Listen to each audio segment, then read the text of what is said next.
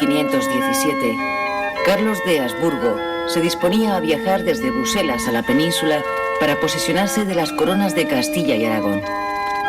En aquel tiempo la situación en los reinos hispánicos era bastante problemática.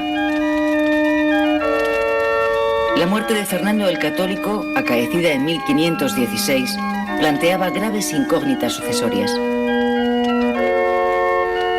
Acababa de morir también el anciano cardenal Cisneros, regente en Castilla desde la muerte de Fernando.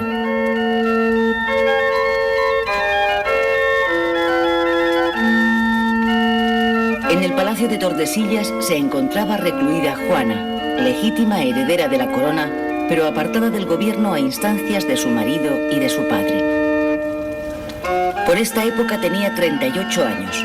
Su única compañía y consuelo era su hija Catalina, nacida tras la muerte de Felipe el Hermoso en 1506, a la que Juana se aferró mientras le fue posible.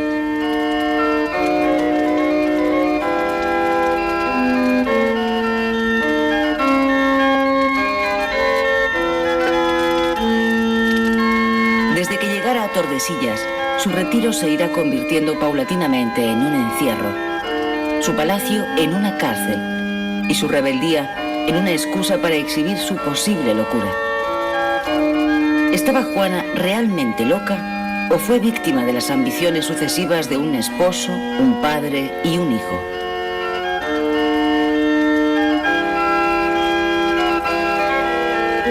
La sociedad hispánica miraba con inquietud la subida al trono de este príncipe flamenco, desconfiando del séquito extranjero que le acompañaba. ¿Cómo reaccionarían el pueblo, la nobleza y la propia Juana ante las pretensiones de Carlos?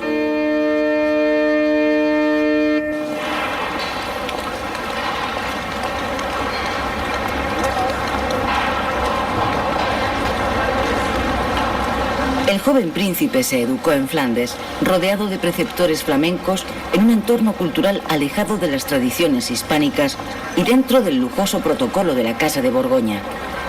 Su madre, Juana, junto a su esposo Felipe, habían vuelto a Castilla cuando Carlos apenas contaba un año de edad. Entre todas las ciudades que guardan la memoria de Carlos, es en Bruselas donde se inició su reinado en el año 1516, cuando a la muerte de Fernando el Católico es proclamado su sucesor. También será en esta ciudad donde se celebre la solemne ceremonia de abdicación en 1556. Todos los años, en esta Gran Place de Bruselas, se celebra una gran fiesta para conmemorar al monarca, que pasó a la historia con el nombre de Carlos I de España y V de Alemania. Como cualquier niño flamenco de su época, Carlos solo hablaba el idioma francés.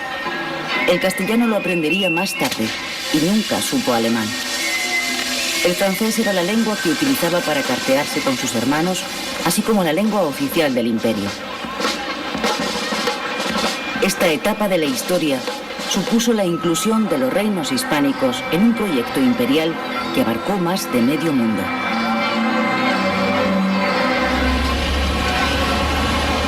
Carlos de Habsburgo nació en esta ciudad belga de Gante y aquí fue bautizado. Se trata del primer varón, segundo hijo de Felipe el Hermoso y Juana la Loca. Las muertes sucesivas de hasta 5 príncipes y princesas que le antecedían en la sucesión a los tronos hispánicos y la presunta locura de su madre le convirtieron con tan solo 17 años en el soberano de un gran imperio.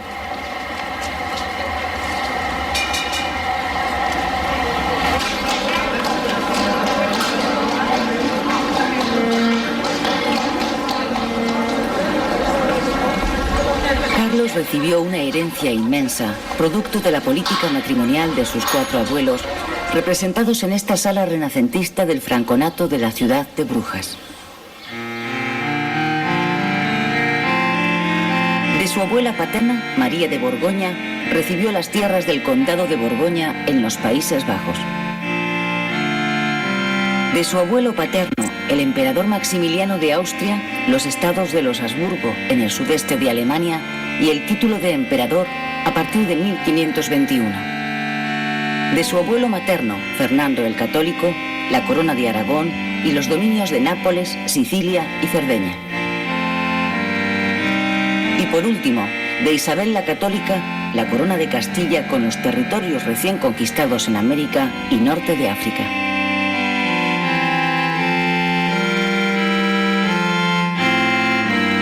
Él, por su parte, añadiría varios territorios más a este imperio inacabable. Carlos considerará esta herencia como un patrimonio familiar que debía defender unido, articulado sobre la base del cristianismo. El erasmismo fue el eje ideológico sobre el que giró la idea imperial de Carlos V. Pero este pensamiento entró en decadencia a partir de 1528. Erasmo de Rotterdam fue preceptor de Carlos en la corte flamenca, pero nunca estuvo en España, cuestión que zanjó con su famosa frase latina «Non placet Hispania». Uno de sus mejores discípulos fue el valenciano Juan Luis Vives, cuyo busto podemos encontrar actualmente en un rincón de la ciudad de Brujas. Vives era hijo de judíos conversos y tuvo que huir a causa de la represión inquisitorial que sufrieron sus padres y su familia. Profesor en las universidades de Oxford y Lovaina, su prestigio alcanzó a toda Europa y murió lejos de su tierra de nacimiento, sin explicitar públicamente su condición de descendiente de judíos ni los procesos inquisitoriales ejercidos sobre su familia. El valor supremo para Erasmo era la paz. En ella creyó cuando los nuevos príncipes cristianos de Europa eran jóvenes prometedores, escribiendo para Carlos V Educación del Príncipe Cristiano. También reivindicó la libertad de pensamiento, la beligerancia anticlerical y el rigor en las traducciones y adaptaciones de la Biblia, así como el retorno a las fuentes primitivas del cristianismo.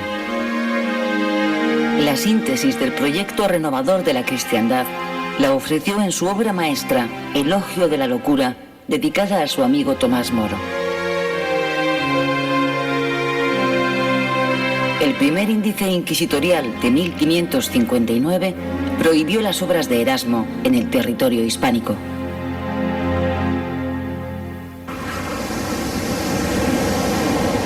Con solo 17 años, Carlos se embarcó en el puerto de Flesinga, cerca de Brujas, para hacerse cargo de su herencia hispánica. ¿Se imaginaba lo que le esperaba en Castilla? ¿Castilla conocía algo de este noble flamenco? ¿Cómo se recibirían en el territorio hispánico las pretensiones imperiales de este monarca extranjero? Mientras tanto, en la villa castellana de Tordesillas, Juana permanecía aislada del gobierno y del mundo. Juana había recibido con anterioridad la visita del preceptor de Carlos, Adriano de Utrecht, quien a su regreso a Flandes advirtió del riesgo de herir los sentimientos y suscitar inquietud en una Castilla que se resistía a despojar a Juana de sus legítimos derechos. Castilla se mostraba muy susceptible ante cualquier cambio impuesto desde el exterior. Una vez en suelo hispánico, la primera parada de Carlos, al que acompañaba a su hermana Leonor, fue Tordesillas. El joven príncipe buscaba el apoyo de su madre para gobernar. Su abuelo, Fernando el Católico, había mostrado predilección por el hermano menor de Carlos, Fernando, que era también el favorito de una parte de la nobleza y del pueblo, pues había nacido en Castilla y, al contrario de su hermano, hablaba castellano.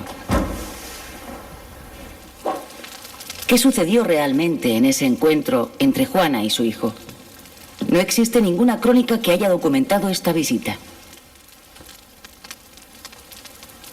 Mais vraiment, vous êtes mes fils. Y comme il a été ton voyage. Los ojos atónitos de la pequeña Catalina fueron los únicos testigos de aquel momento histórico. Mais il a été bien.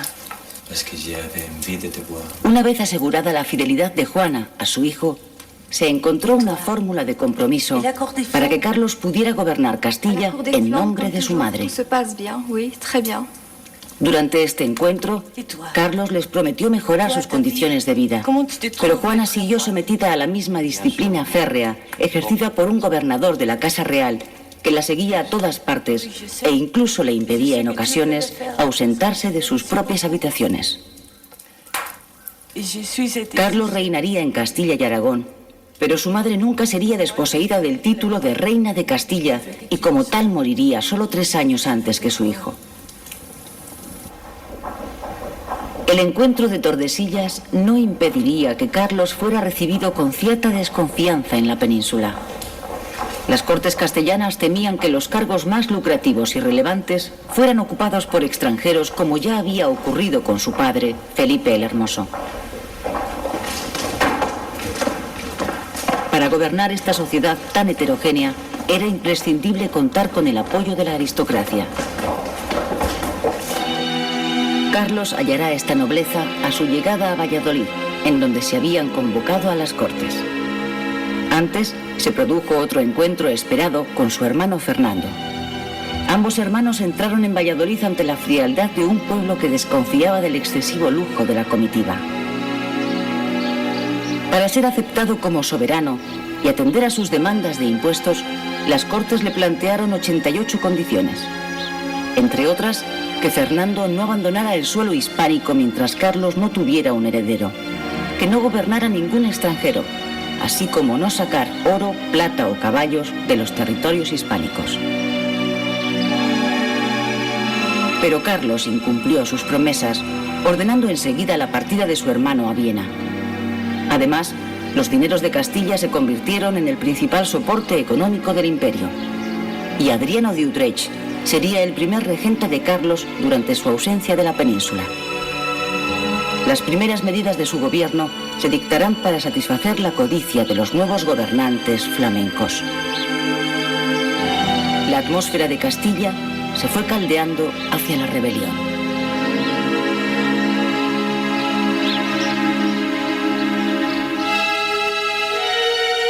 Después de su estancia en Valladolid, Carlos continuará viaje hacia Zaragoza y Barcelona, en donde también se convocaron las Cortes. Durante su permanencia en Barcelona nombrará caballeros de la Orden Borgoñona del Toisón de Oro a varios personajes de la nobleza castellana y aragonesa.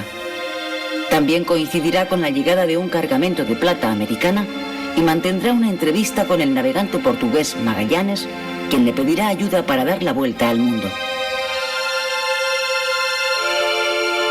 En Barcelona recibió la noticia de la muerte de su abuelo, el emperador Maximiliano I de Austria, lo que dejaba abierta la sucesión al trono imperial para el que Carlos partía como favorito frente al otro candidato, su enemigo eterno, Francisco I de Francia.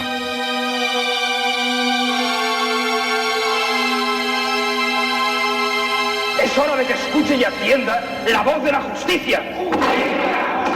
Estas buenas noticias contrastaban con las informaciones inquietantes que llegaban desde Castilla y Valencia. ¿Y las otras ciudades? Zamora y Segovia aceptaron. Las ciudades de Toledo, Segovia y Ávila se rebelaron, iniciando el movimiento que sería conocido como las Comunidades de Castilla. La chispa saltó en Toledo, en donde un grupo de nobles expulsó al regidor nombrado por la corona. Al frente de esta insurrección se puso Juan Padilla. Segovia y Salamanca, capitaneadas por Bravo y Maldonado respectivamente, no tardaron en unirse a la revuelta.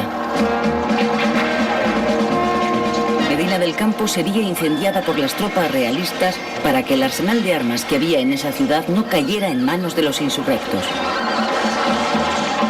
En Valencia, la peste hizo que los nobles abandonaran la ciudad y los campesinos se alzaron contra sus señores en protesta por el empleo de mano de obra mudéjar, más dócil y barata. Este levantamiento se conoció con el nombre de Germanías y terminó propagándose también a Mallorca.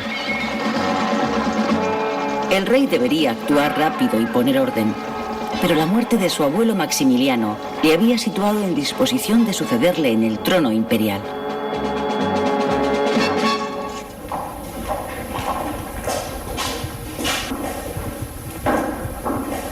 Mientras Carlos corría a su encuentro con Europa, Castilla se convirtió en un polvorín.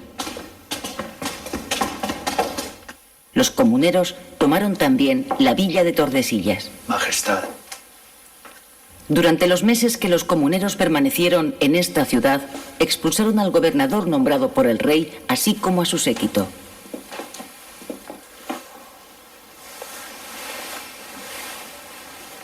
¿Qué me traéis? ¿Qué hubiera sucedido en el supuesto de que Juana hubiera firmado los documentos que le presentaron para que asumiera la corona de Castilla? Entre los comuneros, Juana se encontraba libre y respetada, pero nunca accedió a firmar algo que hubiera puesto en peligro el gobierno de su hijo. Sin el apoyo de Juana, la rebelión estaba condenada al fracaso. Por otra parte, la alta nobleza vio amenazados sus intereses a causa de la radicalización progresiva de las revueltas y el creciente poder de los burgueses, colocándose al lado de la monarquía. La derrota posterior de los comuneros en Villalar y el consiguiente ajusticiamiento de sus líderes consolidó el absolutismo regio en Castilla. Distinto contenido social y político tuvo la revuelta de las Germanías en el Reino de Valencia. Los sectores menestrales de los gremios se hicieron con el control de la ciudad. En ausencia de Carlos, Adriano de Utrecht fue quien afrontó esta sublevación. La intervención de las tropas reales, dirigidas por la última viuda de Fernando el Católico, Germana de Foix, acabó con la denominada Junta de los 13 y con la rebelión campesina en 1522. Este mismo año se pacificó también la isla de Mallorca.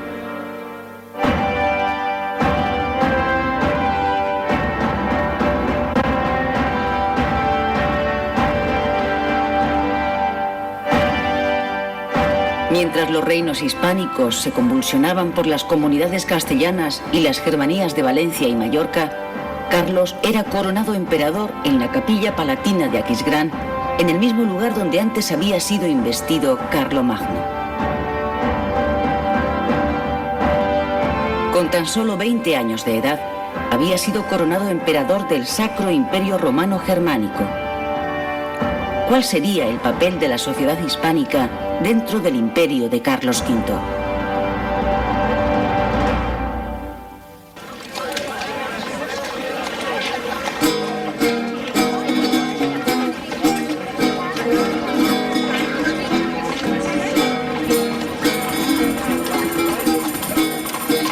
La conquista de nuevos territorios y riquezas en América y el acceso al primer plano político europeo sentaron las bases del optimismo con el que la sociedad hispánica se asomaba al mundo en los primeros años del siglo XVI.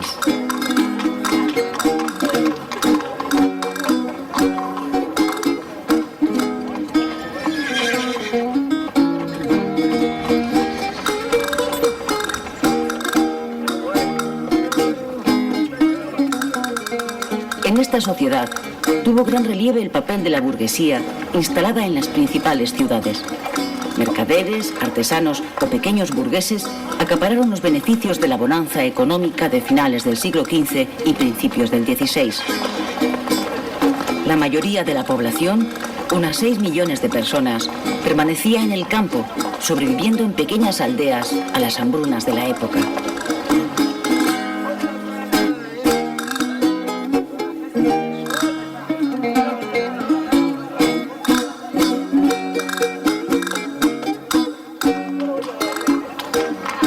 La tarea más difícil que se le presentó a la sociedad hispánica era la de adaptarse a las nuevas expectativas creadas a partir de su inclusión en un proyecto universal.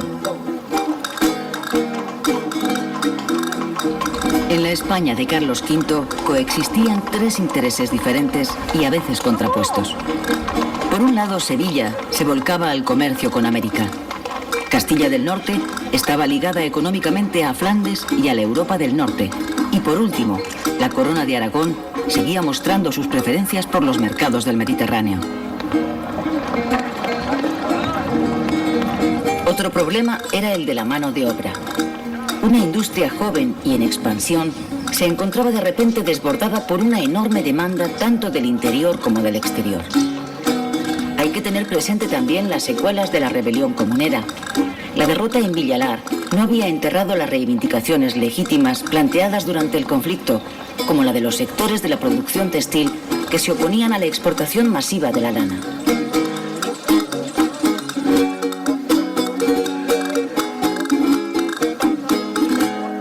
A Carlos no le quedó más remedio que enfrentarse a todos estos problemas.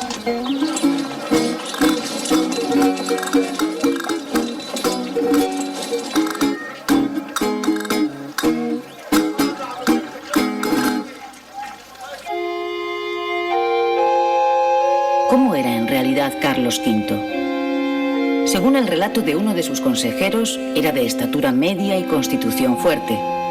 La nariz curvada y aguileña y los ojos penetrantes. La mandíbula inferior era más grande que la superior, lo que le creaba problemas al hablar y al comer. De carácter melancólico y rencoroso, era muy trabajador.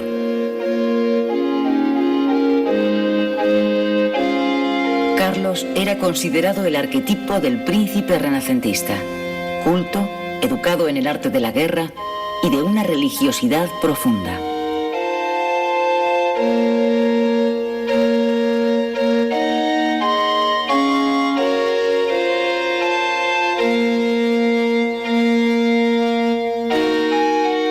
En las vidrieras de la Catedral de Sevilla aparece representado como San Sebastián. Durante toda su vida estuvo dispuesto a emplear sus reinos, sus amigos, su cuerpo y su sangre para defender la fe católica, como dijera él mismo. En el año 1525, al contemplar la magnitud de la tarea que se le presentaba, era ya consciente de que no debía fracasar. Veo y siento que el tiempo pasa y nosotros con él, y no quisiera perderlo sin dejar recuerdo de mi fama.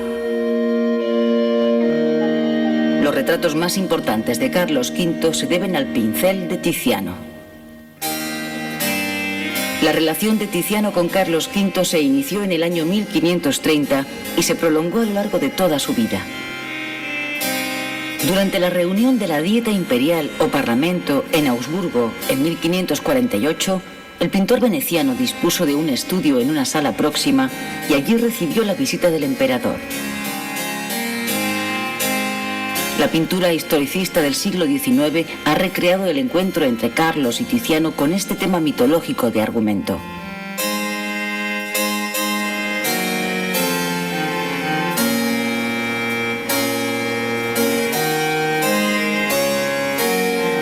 Tiziano regaló al emperador una de sus pinturas dedicadas a Venus.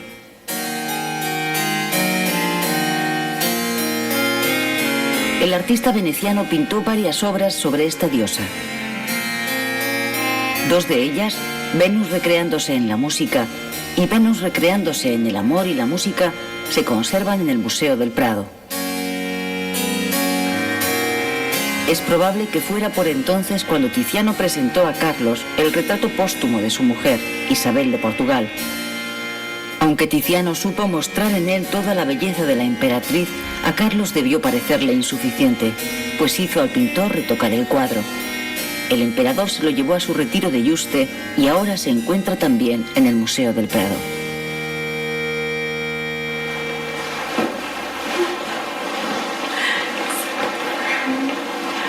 En la primavera del año 1526, Carlos V llegaba a Sevilla. Allí le esperaba Isabel de Portugal, con la que iba a desposarse. Isabel había sido la elegida entre las varias candidatas una vez que se descartó a cualquier princesa del Reino de Francia debido a la enemistad entre ambos soberanos. La candidata de Inglaterra, María Tudor, solo tenía 6 años y hubiera supuesto una espera demasiado larga para unos súbditos castellanos que venían apremiándole para que se casara y que habían mostrado su predilección por una princesa del país más cercano, Portugal. En la elección de Isabel, es posible adivinar el reconocimiento del emperador hacia las legítimas peticiones que Castilla le planteó a su llegada en 1517. Además, Carlos necesitaba una persona de la confianza de Castilla a la que dejar la regencia del reino cuando él estuviera ausente.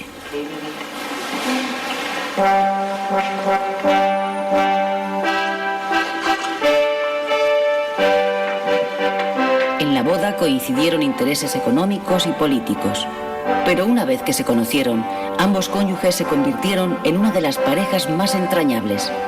Las crónicas de la época hablan de la boda y del amor que surgió súbitamente entre ellos. Y como el reloj dio las 12, se aparejó un altar en la cámara de la emperatriz. Y dijo la misa y los veló el arzobispo de Toledo, y fueron padrinos el duque de Calabria y la condesa de Aro, viuda, camarera de la emperatriz. Estuvieron en la misma muy pocos caballeros, porque fue cosa no pensada, sino ansí, fecha de improviso, aunque astutamente estuvieron las damas de la emperatriz. Fateris te veles sponsam suam, Fater. recipis ipsum in sponsum et maritum, Recipient. Carolus. Yo estuve presente la primera vez que el emperador se acercó a Isabel y nunca había visto dos recién casados más contentos el uno con el otro que ellos.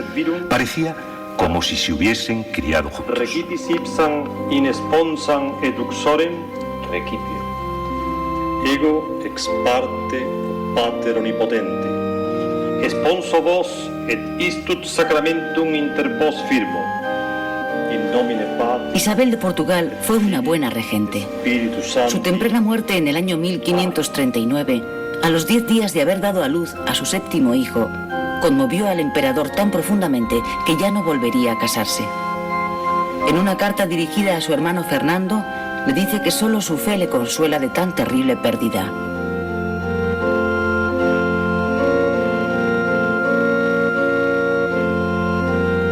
Después de la boda en Sevilla, Isabel y Carlos viajaron hasta Granada, en donde permanecieron varios meses, hasta que las obligaciones de gobierno reclamaron con urgencia la presencia del emperador.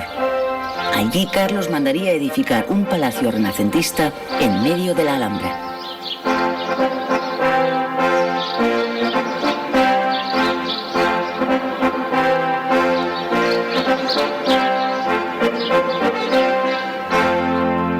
Un monarca, un imperio y una espada. Esta idea unitaria del emperador, junto a una fe católica inquebrantable, va a chocar con la oposición de sus tres enemigos históricos: Francisco I, rey de Francia; Solimán el Magnífico, emperador de los turcos; y Martín Lutero, el monje agustino que protagonizará el gran cisma de la cristiandad del siglo XVI. Las tesis de Lutero, clavadas en la puerta de la iglesia del castillo de Wittenberg, eran un alegato contra el poder del papado. Estas proposiciones defendían la libre interpretación de la Biblia como única forma de alcanzar la salvación. Asimismo, las teorías protestantes negaban la legalidad de los concilios y las bulas papales. Lutero defendía que para salvarse era suficiente la fe. ¿Por qué los príncipes alemanes adoptaron con tanto entusiasmo las doctrinas de aquel fraile agustino? Lutero encarnaba en su persona los agravios históricos del nacionalismo alemán frente a la cultura latina representada por la Iglesia Católica, que ofrecía en aquellos momentos su peor imagen a causa de su decadencia y corrupción. La división religiosa en Europa era imparable, lo que atormentaría al emperador hasta la misma hora de su muerte. Carlos V, tras la gran victoria conseguida en Mühlberg contra las tropas protestantes de la Liga de Esmalcalda, creyó haber puesto fin a la amenaza luterana. El emperador, que dirigió el avance de sus tropas, no solo mandó a Tiziano perpetuar esta victoria, sino que él mismo relató los pormenores de esta batalla.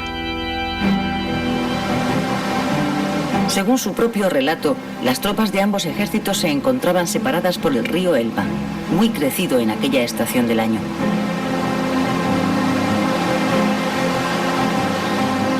La noticia de que los protestantes habían tiroteado un crucero llegó a conocimiento de Carlos, quien espoleó a sus tropas.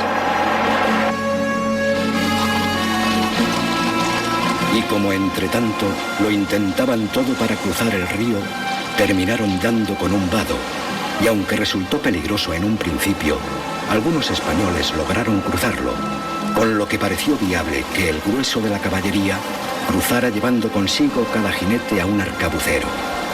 Al mando del duque de Alba pasaron el río más de 2.200 hombres de la caballería ligera. Como un César cruzando el Rubicón, Carlos V se mostró exultante, acuñando el lema: «Vine, vi y Dios venció». Pero el protestantismo no estaba derrotado. Ítem que dicha paz será publicada por todos los reinos y señoríos de los dichos señores emperador y rey Carlos V y el rey de Francia, Francisco I, mantuvieron a lo largo de sus reinados una enemistad casi visceral. Después de 5 guerras y varios desafíos personales que nunca llegarían a concretarse por la falta de ánimo y disposición del rey francés, tuvieron que ser 2 mujeres, Margarita de Austria, tía del emperador, y Luisa de Saboya, madre de Francisco I, las que pactaran las condiciones de la Paz de Cambrai en el año 1529. Este tratado de paz, conocido como la Paz de las Damas, fue negociado durante meses por ambas señoras reunidas en esta ciudad del norte de Francia. 4 años antes, en 1525, las tropas de Carlos V habían obtenido una gran victoria sobre el rey francés en la batalla de Pavía, al norte de Italia. En ella fue hecho prisionero el propio Francisco I, que fue conducido a Madrid. Después de firmarse la paz, sería liberado, entregando como rehenes a sus propios hijos y debiendo jurar que no volvería a atacar más las posesiones del emperador. Pero en un documento secreto firmado el día anterior, el rey francés dejó constancia de que no estaba dispuesto a cumplir los términos de aquella paz. La firma de la Paz de las Damas daría paso a un periodo de tregua considerable entre el imperio de Carlos V y Francia, poniendo fin además a las aspiraciones de Francisco I en Italia. Tras el triunfo en la batalla de Pavía, los dominios del emperador en Italia, con el ducado de Milán, Nápoles y Sicilia, hicieron que el propio Papa llegara a sentirse acorralado. Se formó entonces una alianza en contra del imperio, compuesta por el Papado, Francia y las repúblicas de Florencia y Venecia. Además, el emperador otomano Solimán el Magnífico se sumó con su ejército a la lucha contra Carlos V, sitiando la ciudad de Viena. En este contexto se produjo el sorprendente suceso conocido como el Saco de Roma. El día 6 de mayo de 1527, tras un corto asedio, los ejércitos del emperador tomaron Roma, sometiéndola a un feroz y brutal saqueo. Un testigo español, el abad de Nájera, escribía: «No sé qué diga ni a qué lo compare, que excepto la destrucción de Jerusalén, no creo que haya acontecido otra cosa igual a esta». Los grafitis escritos por los soldados alemanes, los lansquenetes, sobre las paredes del Vaticano, han quedado como prueba para la posteridad de un acontecimiento que sin duda conmovió a todo el orbe cristiano. El Papa, vicario de Cristo, refugiado en el castillo de Sant'Angelo, había enmudecido. El emperador supo sacar provecho de la situación, negociando una paz ventajosa e imponiendo la celebración de un concilio con la intención de acabar con las disputas entre católicos y protestantes. El Concilio de Trento se convocó tras muchas dilaciones, diseñándose un nuevo marco dogmático y confesional para la Iglesia católica. En este concilio tendría un papel fundamental la Compañía de Jesús, fundada por Ignacio de Loyola, y a la que se incorporarían pronto grandes personajes de la política de la época, como Francisco de Borja.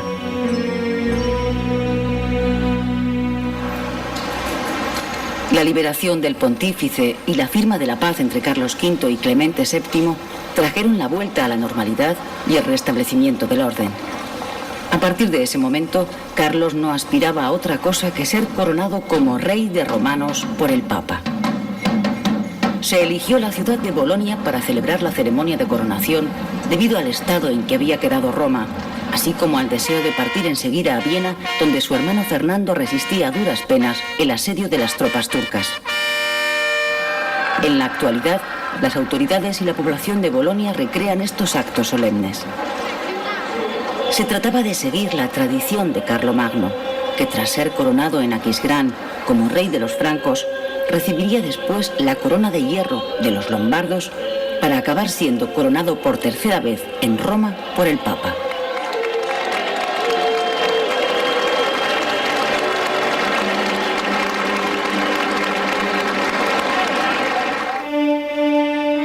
Tras la doble coronación de Bolonia, Carlos V alcanzó el punto álgido de su poder y su gloria.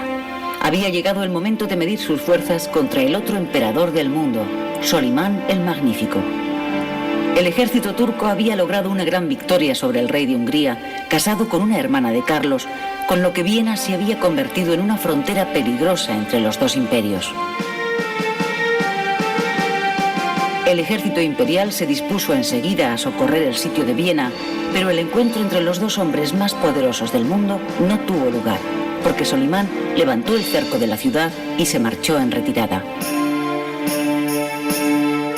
Los barcos turcos constituían una pesadilla para las comunicaciones por el Mediterráneo. Los saqueos de las costas españolas y de sus posesiones en África eran continuos. La ciudad de Túnez había caído en poder de Barbarroja. El emperador armó entonces una potente flota para atacar Túnez en el verano de 1535. Carlos V se embarcó con la flota que zarpó del puerto de Barcelona y cruzó el Mediterráneo, asaltando primero la plaza fuerte de la Goleta y poniendo a continuación cerco a Túnez. La toma de esta ciudad constituyó uno de los triunfos más resonantes de Carlos V. El paso del tiempo minimizó esta victoria, pues el poder berberisco apenas resultó dañado. Barbarroja consiguió huir, refugiándose en Argel, y cuando en el año 1541 el emperador quiso repetir en esta ciudad el triunfo de Túnez, fracasó en su intento de tomar esta plaza, que se había convertido en un nido de piratas.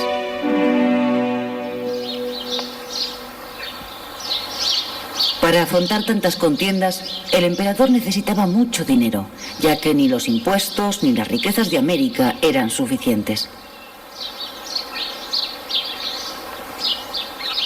Carlos V tuvo que recurrir muchas veces a los banqueros alemanes, en especial a la familia Fugger.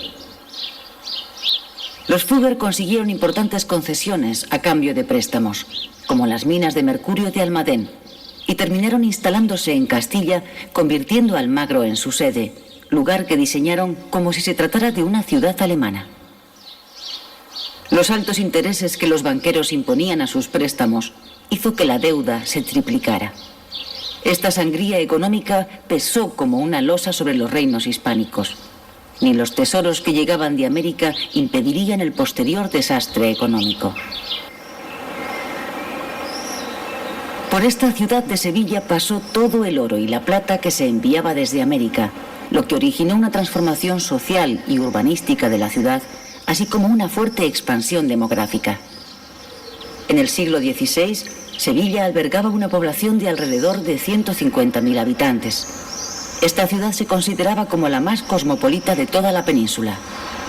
Sevilla también se llenó de conventos como consecuencia de la llegada de numerosos clérigos que embarcaban luego con destino a América. La nobleza adornaría la ciudad con palacios, como la casa de Pilatos, perteneciente a la familia de Alba. Mendigos, titiriteros, ladrones, pícaros, lisiados que comen a diario la sopa boba de los conventos, componían la otra cara de la moneda de la nobleza, los clérigos y los banqueros. La singular convivencia de unos con otros dio lugar a todo un género literario, la novela picaresca, y dentro de ella a una obra de alcance universal, El Lazarillo de Tormes, cuyas postreras palabras nos remiten a la propia figura de Carlos V. Esto fue el mismo año que nuestro victorioso emperador en esta insigne ciudad de Toledo entró y tuvo en ella cortes, y se hicieron grandes regocijos y fiestas, como vuestra merced habrá oído, pues en este tiempo estaba en mi prosperidad y en la cumbre de toda buena fortuna.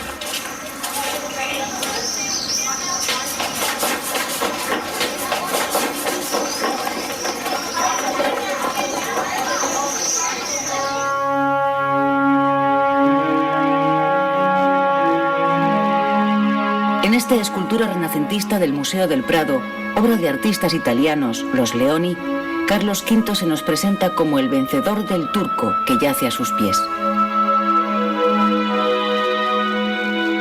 Carlos se convirtió en el rey más poderoso de su época, pero los elevados costes del imperio terminaron pasándole factura. Los últimos años del emperador fueron muy difíciles. El fracaso militar de Innsbruck ante los protestantes, donde estuvo a punto de caer prisionero, unido al abandono del sitio de la ciudad de Metz, tomada por el rey de Francia, precipitaron sus deseos de abdicar.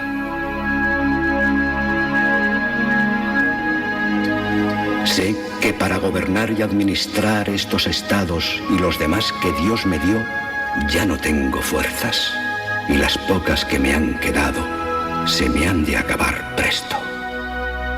Enfermo y agotado por la pesada carga que le deparó el destino, Carlos esperaba la muerte en su retiro de Yuste. El emperador escogió para su retiro este apartado monasterio, situado en el Valle de la Vera, un lugar de clima apacible y sorprendente belleza. Un valle, sin embargo, que escondía en su seno la mortal enfermedad que habría de acabar con su vida, el paludismo. El peso del imperio había terminado con el espíritu de Carlos, que intentó salvar con su presencia física los problemas de una herencia tan compleja. 9 veces fui a Alemania la Alta, 6 he pasado en España, 7 en Italia, 10 he venido aquí a Flandes, 4 en tiempos de paz y de guerra he entrado en Francia, 2 en Inglaterra, otras 2 fui contra África, sin otros caminos de menos cuenta. Y para esto he navegado 8 veces el mar Mediterráneo y 3 el océano de España. Y ahora será la 4ª que volveré a pasarlo para sepultarme. La solemne ceremonia de abdicación celebrada en Bruselas en 1556 supuso el adiós definitivo al trono. Los reinos hispánicos, con todas sus posesiones, los Países Bajos y el Ducado de Milán, quedarían en manos de su hijo Felipe. La corona imperial pasaría a su hermano Fernando. En el retiro de Yuste, el emperador ocupaba su tiempo en los quehaceres más diversos, como el despacho de asuntos de Estado por correo, la pesca en el estanque, paseos por el jardín, lecturas.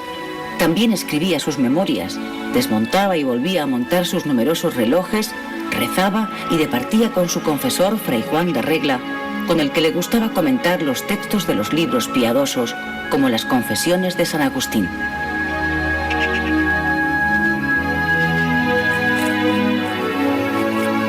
Desde Yuste seguiría de cerca todos los asuntos públicos a los que hubieron de enfrentarse tanto su hijo Felipe, que permanecía aún en Bruselas, como su hija Juana, que actuaba de regente. Hasta aquí le persiguió a Carlos la sombra de su peor enemigo, el protestantismo. Por entonces se descubrieron 2 focos de luteranismo en Valladolid y Sevilla.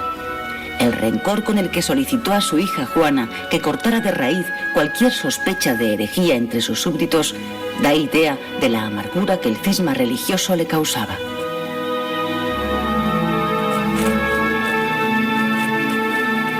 Un informe confidencial describía el auténtico estado del emperador.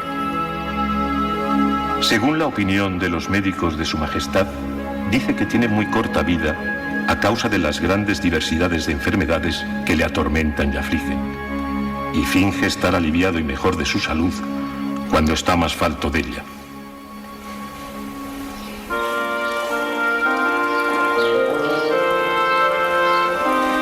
El emperador tuvo varios hijos ilegítimos, como Margarita de Parma, gobernante en los Países Bajos. Durante su retiro en Yuste, Carlos tendrá la ocasión de conocer a su último hijo, fruto de la unión a la edad de 47 años, con una joven de origen alemán, Bárbara de Blumberg. El niño Jeromín, que años más tarde sería conocido como Don Juan de Austria y que daría a Felipe II su triunfo más sonado, Lepanto, tenía en esos momentos 11 años y había sido educado de forma oculta en Leganés bajo el nombre de Jerónimo. Desde 1554, y por indicación del emperador, quedó bajo la custodia de doña Magdalena de Ulloa, mujer de su mayordomo mayor, don Luis Méndez de Quijada. En el verano de 1558, Quijada abandonó el monasterio para regresar poco después con su mujer y el niño, instalándose en el cercano pueblo de Cuacos de Yuste. Carlos deseaba tener cerca y ver a menudo a este postrer hijo suyo. Además, Carlos recomendó a su hijo y heredero, Felipe II, que le reconociera como hermano.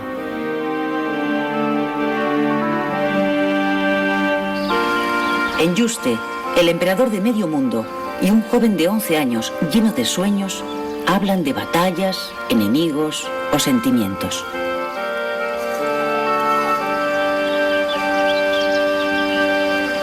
Seguro que las posteriores hazañas de Jeromín, don Juan de Austria, en las Alpujarras sofocando el levantamiento de los moriscos, o en Lepanto luchando contra el Imperio turco, o en Flandes como gobernador de ese difícil territorio, hubieran llenado de orgullo al emperador.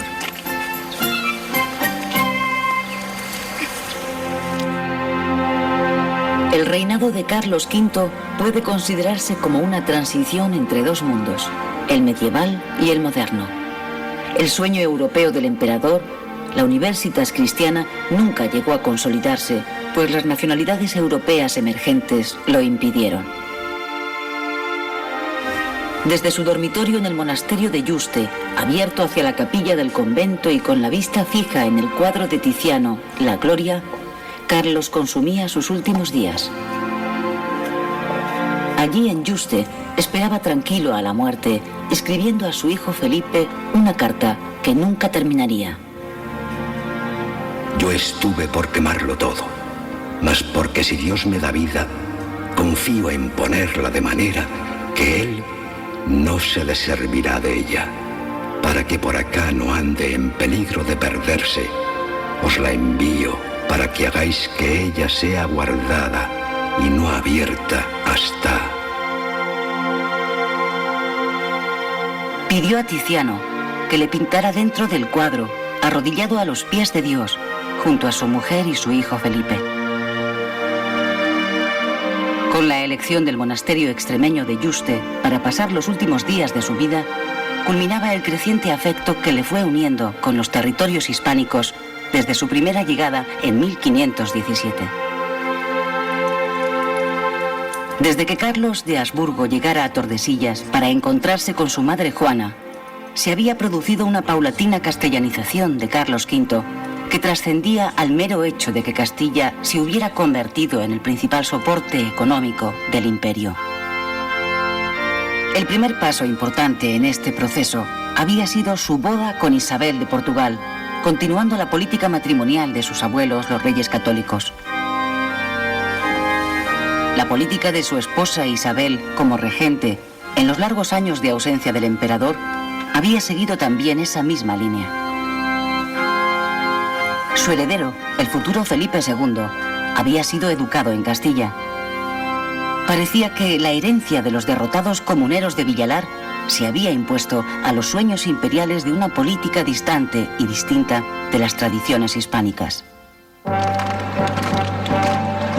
Este proceso de españolización del emperador, con Castilla como principal eje de referencia, se hizo patente en el encuentro entre Carlos V y el Papa Clemente VII en Bolonia con motivo de la coronación imperial.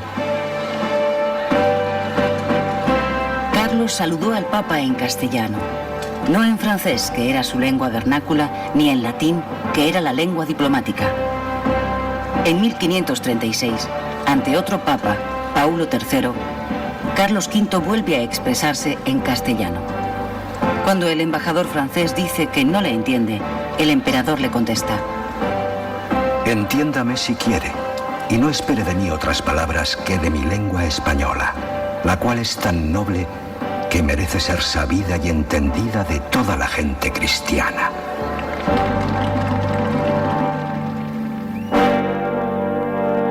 La unión paulatina de Carlos V con los reinos hispánicos se cerraría con la elección del retiro de Yuste.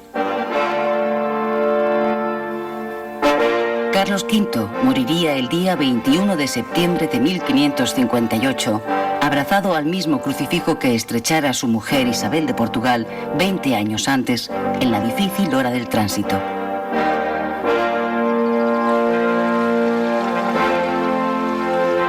Dejaba a su heredero, Felipe II, una enorme herencia repartida por todo el mundo. El imperio de Carlos V se iba a mantener e incluso a acrecentar a través de su hijo en los próximos años, conservando la hegemonía en Europa y en América.